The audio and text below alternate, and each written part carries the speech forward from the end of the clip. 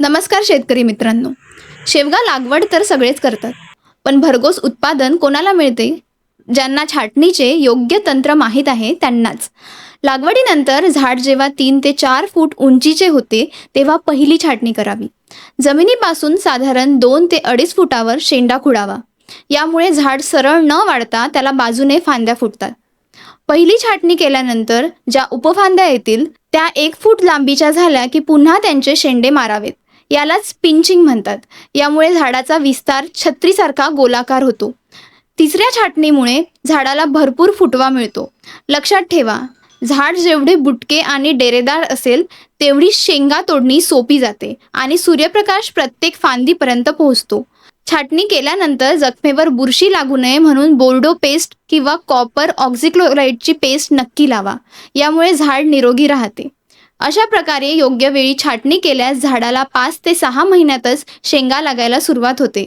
शेवग्याचे झाड अतिशय उंच वाढल्यास शेंगांची तोडणी करणे कठीण होते.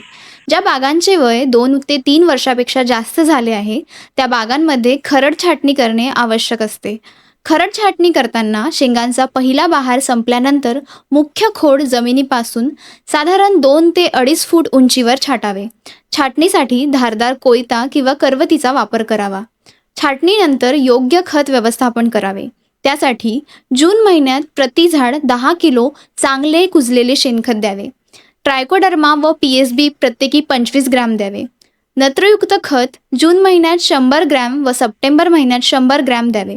स्फुरदयुक्त खत जून महिन्यात 470 ग्रॅम प्रति झाड द्यावे. पलाशयुक्त खत जून व सप्टेंबर महिन्यात अनुक्रमे 60 ग्रॅम व 70 ग्रॅम द्यावे. सोबतच सूक्ष्म अन्नद्रव्ययुक्त खत जून महिन्यात 50 ग्रॅम प्रति झाड द्यावे. या पद्धतीने खरड छाटणी व खत व्यवस्थापन केल्यास शेवग्याच्या झाडांची वाढ चांगली होऊन अधिक बहार व भरघोस उत्पादन मिळण्यास मदत होते. धन्यवाद. अधिक माहितीसाठी KVK अकोला यूट्यूब चॅनलला सबस्क्राईब करा.